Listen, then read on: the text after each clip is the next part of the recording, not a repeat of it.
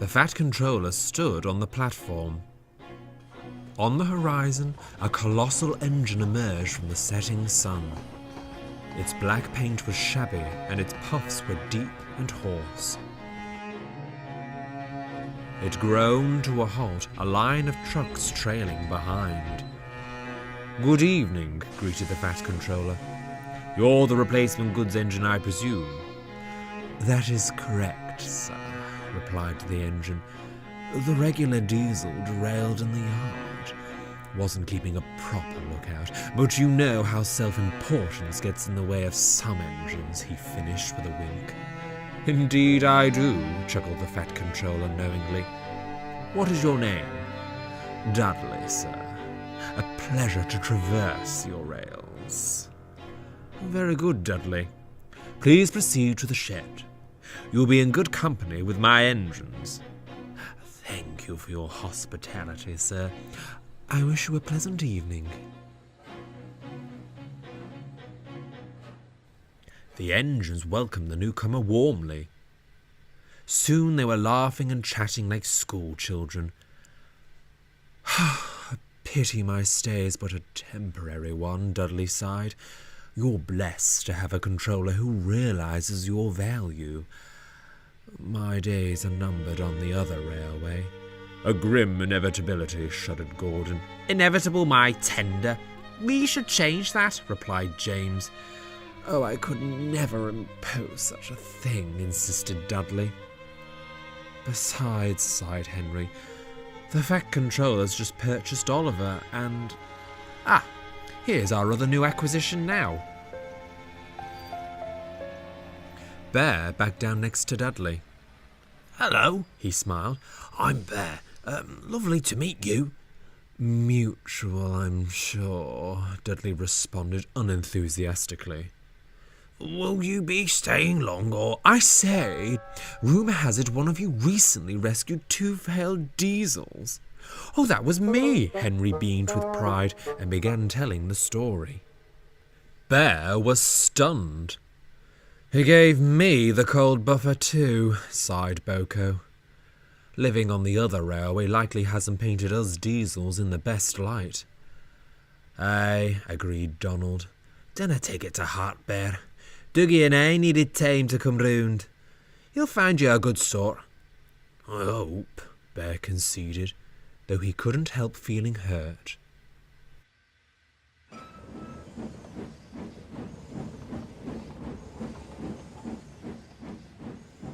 "It was a pleasure to make your acquaintances," Dudley announced the next morning. "If our paths never cross again, I wish you nothing but smooth runnings."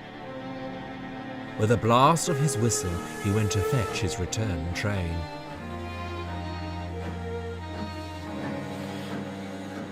"What a shame," said Henry. "I wish there was something we could do." Despite his hurt feelings, Bear tried to be optimistic. "He seems a good sort," he smiled. "Things always work out in the end for honest, hard-working engines." The others said nothing. They only hoped Bear was right.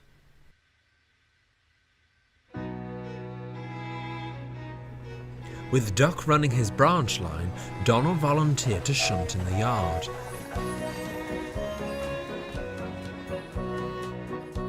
He did it well, easily keeping the trucks and coaches in line.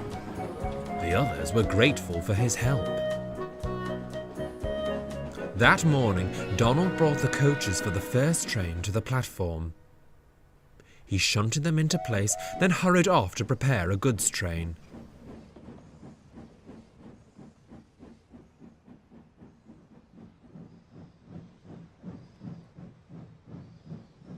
Before long, Henry came backing down into the station. He was looking forward to a run in the morning sunlight when "Glory!" cried his driver. Instead of waiting at the platform, the coaches were fouling the points. "Stop! Stop!" groaned Henry. His brakes screeched, but it was too late.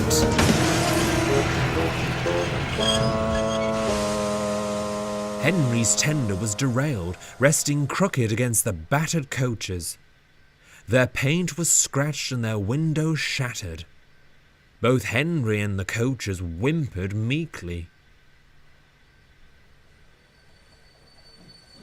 Soon the fat controller arrived. Donald cleared away the unhurt coaches while Dudley brought the cranes. "How on earth did this happen?" demanded the fat controller. "Can he say, sir?" replied Donald. "Young coaches were at the platform when I left them."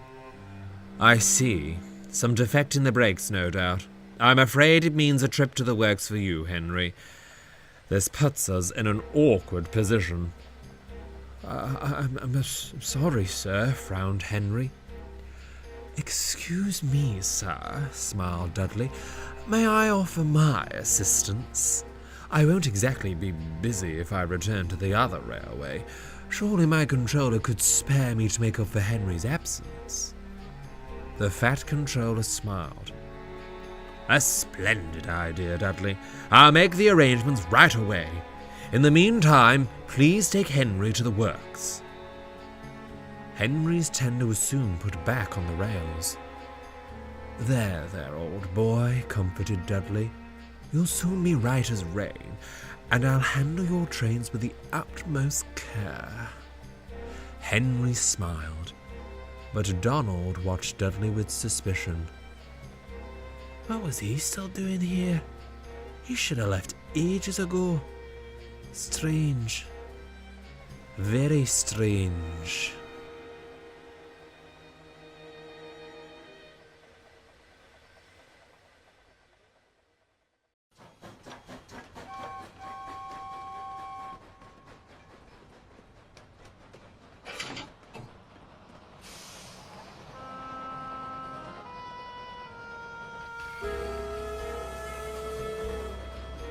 Dudley was keen to show his worth.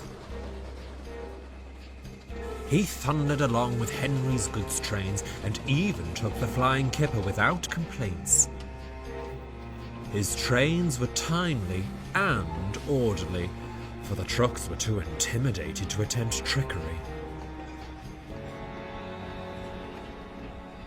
The engines were grateful for his help, and he proved to be good company in the shed.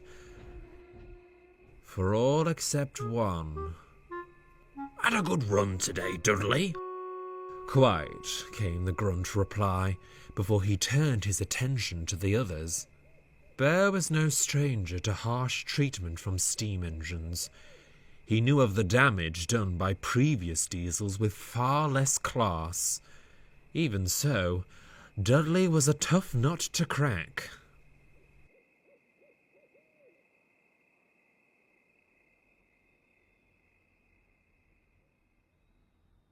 Bear was restless that night. He kept thinking of how to prove himself a friendly sort. He glanced at the clock. The flying kipper would be due out soon, but Dudley was fast asleep. "Psst," whispered Bear. Dudley? A loud snore was the only reply. "Dudley!" Bear hissed loudly. "Great heavens! No, don't take me, Calm down, soothed Bear. "Oh, it's only me." Dudley scowled. "You foolish diesel! You've disturbed my sleep. What do you want?" I wanted to wake you up," stammered Bear. The kipper is due soon. If you're too tired, I could..." "Don't you even suggest it," snapped Dudley. "I'm far more than capable. Tired indeed." When he had steamed up, Dudley snorted away. Bear was speechless.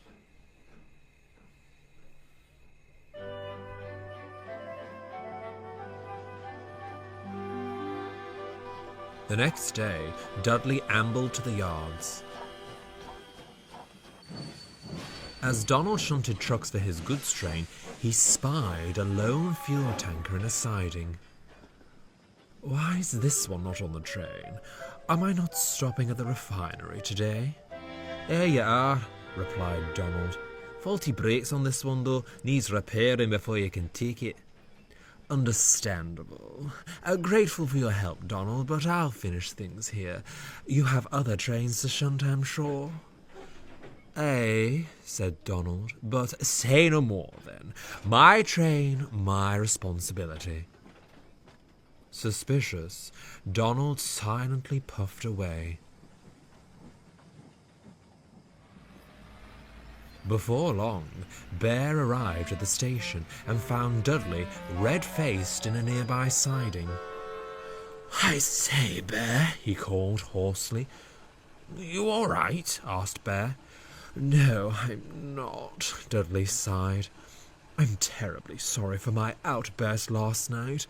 You were only looking out for me. It seems I need you to look out for me again. Could you take my goods train? I'm having steaming troubles." Leave it to me. Bear smiled. "Oh, thank you ever so much," Dudley grinned. "You are a good engine. You just need to fetch all the fuel tankers from the siding." Feeling much better, Bear ambled off to gather the tankers. He shunted them in the middle of the train and started away with a friendly hoot.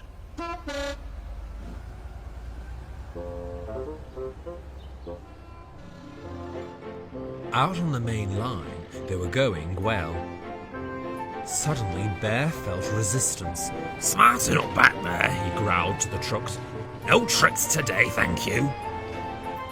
The trucks' reply was drowned in a horrible screeching. Oh, Bear winced.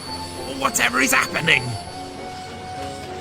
Bear couldn't have known the culprit was the faulty tanker.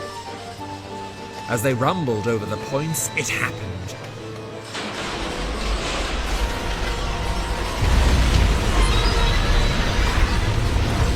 Bear came to a sudden stop, and his driver looked back. "Cure," he said. "What a mess! We'll need—" "Fire!" shouted the guard. "Fire!"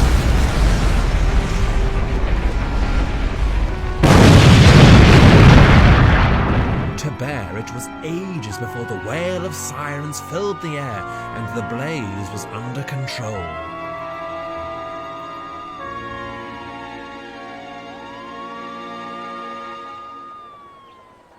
Later, Dudley arrived with the breakdown gang, an inspector, and the Fat Controller.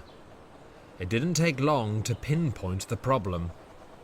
"The wheels on the fuel tank are completely locked up," said the inspector. "I reckon that caused it to derail on the points, and sparks started the blaze." "Hold on," said a workman. "That tanker was on the out-of-use siding earlier. It wasn't to be touched." "Bear," rumbled the Fat Controller, "how did this truck become part of your train?" I don't know, sir," stuttered Bear. Dudley told me to collect all the tanks." "I certainly did not," interrupted Dudley. "Why would I? Donald told me that one wasn't to be touched." "I would advise," interjected the inspector, "you pay closer attention next time you assemble a train. It will take a considerable amount of time to repair this damage."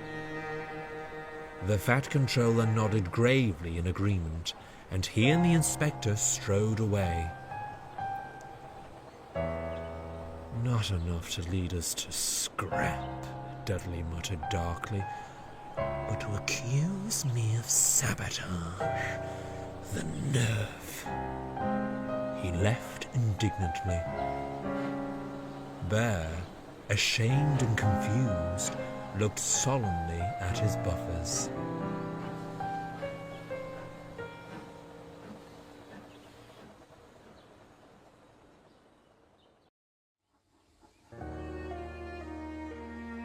Following his accident, Bear was confined to local passenger runs.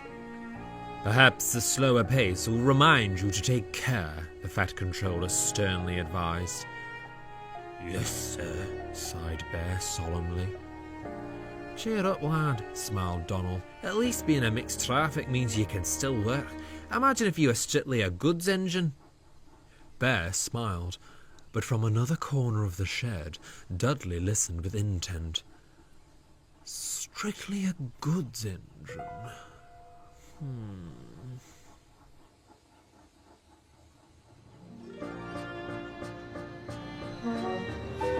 Gordon was feeling unwell. He struggled valiantly on, not wanting to disappoint the passengers. However, it was clear he needed maintenance.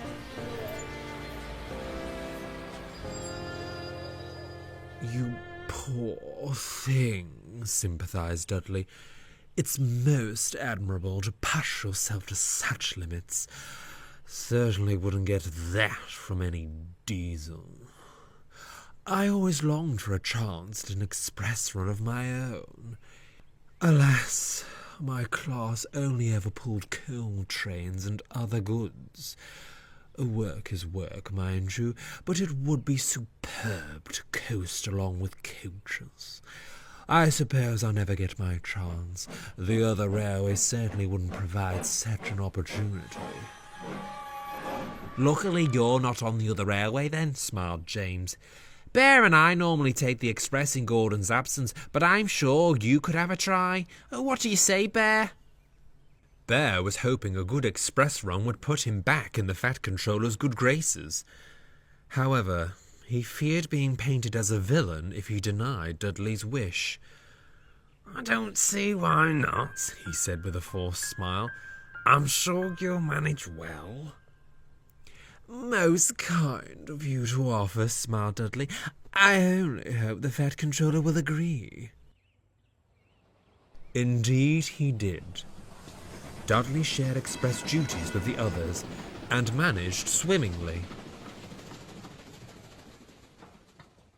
Then the weather changed. The sky turned gloomy and grey. Mercifully, the rain was light, but one morning the yard manager brought worrying news. "Heavy rainfall in the forecast today," he advised. "A temporary speed restriction will be in place on the main line, so mind yourselves. And, where's Dudley?" "He's gone to the station, sir," said Bear. "The express will be leaving soon." "Bother," fussed the yard manager. "He needs to know about the restriction." "Not to worry," smiled Bear. "I'm off to collect me local. I'll give him the message." The yard manager tipped his cap in thanks and walked away. Dudley was sizzling happily when Bear rolled up. "There's a speed restriction due to the rain," he advised. "You'd best—" "I'll manage just fine, thank you." "Excuse me?" "I was built for fast services. I didn't survive wartime by crawling along, you know. A little rain won't impede my work." "Well, this isn't about your work," huffed Bear. "It's about our passengers' safety." "Yes, well, given your little manoeuvre the other day, you're hardly qualified to preach about safety." Dudley chortled away, leaving Bear brooding.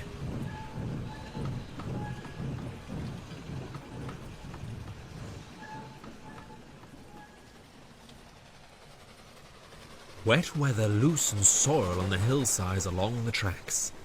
This, in turn, creates potential for landslides.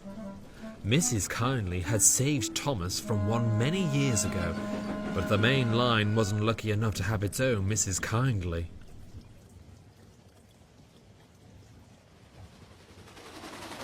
As such, speed restrictions were enacted to stop engines from crashing into any shifted earth. Dudley didn't care for the speed limit. He thundered along with the express, determined to prove himself. "Two big engines down," he chuckled darkly. "Now to get rid of that pesky diesel." If Dudley hadn't been so busy scheming, he might have heard the rumbling of the hillsides ahead. The heavy rain had worked its magic, and the soil was ready for a mad dash towards the rails. The driver was first to notice it. "Yikes!" he shouted. Dudley broke from his thoughts to see the earth tumbling down the hillside. "We'll never stop in time," he cried. "More steam now!" The driver threw open the regulator. Dudley's side rods blurred and his wheels pounded the rails. "Come on, come on!" he shouted. He flew past just in time, The earth clattered down behind the last coach, blocking the line and shaking the rails. They were safe.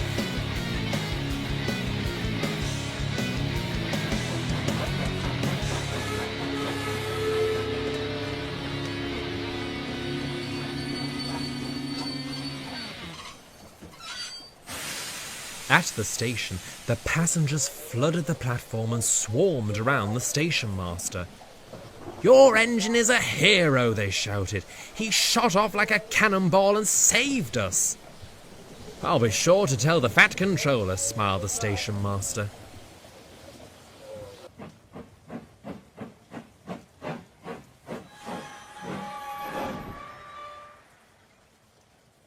Speed restrictions are not optional, Dudley. You may be used to fast work, but that's no excuse to gamble with the lives of our passengers. Speed restrictions, sir? Dudley replied innocently. I wasn't aware of such a thing. Bear told you at the station, did he not? Asked the yard manager. It was most unfortunate that Bear hadn't returned in time to defend himself. I'm afraid not, sir, lied Dudley, though I'm not surprised. He's been ever so jealous since I started taking the express. I certainly hope he wasn't planning sabotage. The Fat Controller looked gravely at Dudley, then back to the yard manager. We shall investigate this, he said at last. As you did save the passengers from disaster, I'll forgive this instance of a violation. However, future restrictions are to be followed. Is that clear? Crystal, sir, smiled Dudley.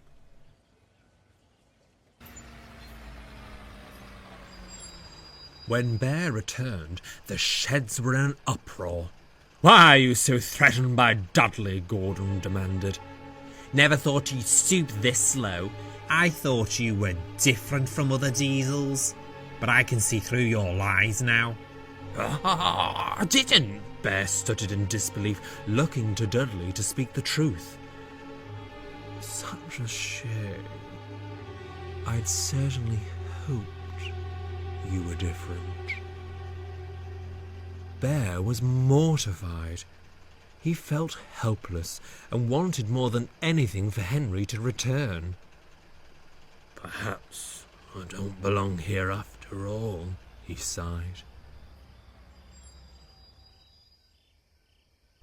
And sadly went to sleep.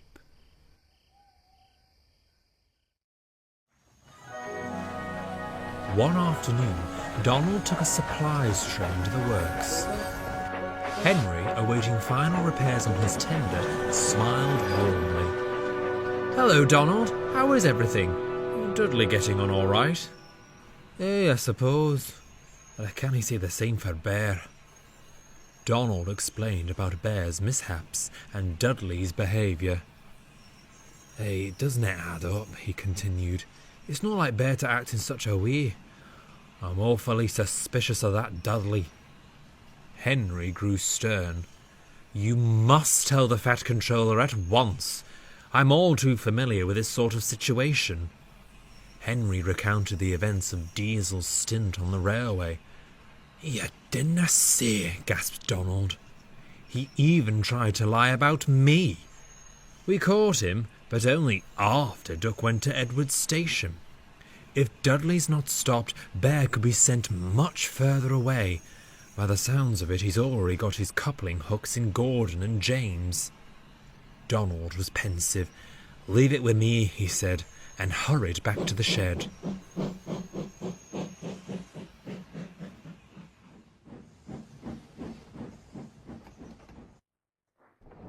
When Donald returned, he found Bear all alone, staring solemnly at his buffers. Maybe the Fat Controller shouldn't have kept me, he sighed. Hey, rubbish, retorted Donald. You're an outlier in a world of devilish diesels. I know you didn't have any ulterior motives. Our new pal, on the other hand. You mean you don't believe Dudley? Bear asked hopefully. Donald recounted his conversation with Henry, and Bear smiled thankfully. And here I thought I was all muddled in the radiator. And the question is, how do we prove he's behind all this? I know just the thing.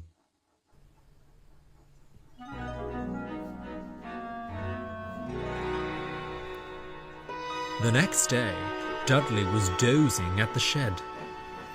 Donald was shunting nearby when Bear came excitedly along. I say, Donald, he said loudly, where'd you put the coaches for the VIP train?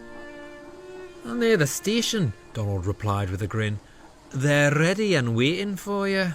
Oh, excellent, said Bear. Oh, I'll better be off. Must be spick and span for our special guest. A special guest, smirked Dudley. Bear was waiting in a siding for his driver to return, pretending to be asleep. He heard the rumble of trucks rolling past, accompanied by deep puffing. When the sound died away, he opened one eye. The trucks sat on the points, blocking him in. Worked like a charm, he chuckled to himself.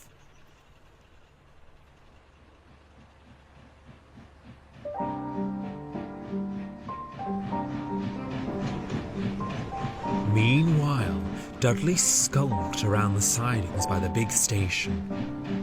Special coaches, he thought. Where would they be? Over here, came a voice. Dudley perked up and hurried towards it. Into a siding he swerved, and waiting for him was... "Hello," grinned Toad. "You must be Mr. Dudley." "You're not a special coach," Dudley growled. "I never claimed to be one, sir. Were you looking for some?" "There's meant to be a VIP train," snarled Dudley, "and I'll be the one to take it." "A VIP train? Oh, that does sound thrilling. You? How did you get out of that siding?" "I helped him," said Donald, who drew alongside. "Question is, how do you know he was trapped?" Dudley went pale. Well, that is to say, An excellent question indeed, Donald. I'm curious to hear the answer. The Fat Controller stepped out of Toad. "Well, Dudley, shall we hear the truth this time?" The engine's bewildered face twisted into a wicked snarl. "Yes. It was all my doing. I'm still an engine in his prime. Why should I face the prospect of scrap? Oh, yes, we've all heard of the sanctuary that is the Fat Controller's railway, a haven where steam will always have a place. And yet, there still appears to be rats amongst us. I've proven my worth. Surely you wouldn't send an engine to his end, sir?" The Fat Controller pondered. "No, Dudley," he said at last. "I wouldn't." Dudley smirked. "And I wish you luck in finding a new home. However, it won't be here." You can't," Dudley gasped. "Deceit has no place on my railway. I welcome any engine, steam or diesel, who shows they are both useful and honest in their work. I hope you learn to change your ways. Perhaps then you will find what you seek. I politely ask that you leave at once." There was silence. Donald and Bear stood with bated breath. At last, Dudley gave a sinister smirk. Perhaps this railway isn't any different after all. You call this deceit? My dear sir, it is survival. The only thing that matters in this age of scrap. Well, you've won the battle, but not the war. I'll take my leave at your request, but you will remember me. Bear and Donald moved silently away, freeing Dudley from his siding. He puffed crossly backwards. "Pleasant journeys, Mr. Dudley," called Toad cheerfully. Dudley gritted his teeth. The Fat Controller fought to keep his composure.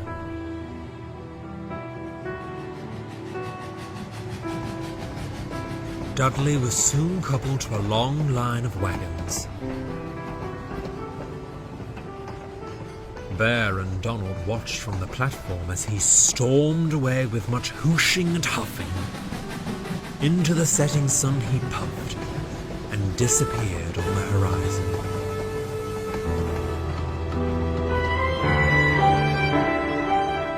"I do feel some sympathy for him," sighed Bear. "Scrap is a prospect no engine wants to face. Do you reckon he'll change?" "Can he see?" replied Donald. "But with what he said to the Fat Controller, it might be too little too late."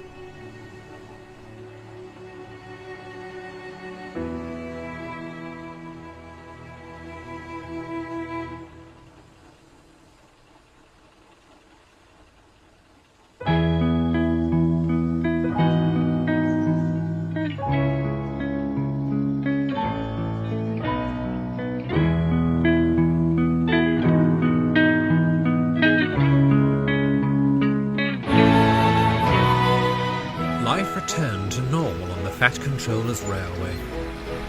Henry came home from the works and gave Gordon and James quite an earful. They shamefully apologised to Bear at once. Bear was a much happier engine after that. He worked hard and always lent a wheel to engines in need. Though still friendly to visitors, he had no reservations about putting snooty diesels in their place. The steam engines agreed that made him very useful indeed.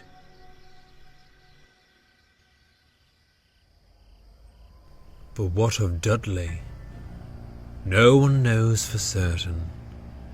He seemingly disappeared after leaving the island of Sodor. Perhaps he changed his ways and found a new home. Many diesels on the other railway will tell you that, on misty nights, the hoarse puffing and deep whistle of a steam engine can be heard rumbling through on its way to the Fat Controller's railway. I wonder if the diesels are right. Don't you?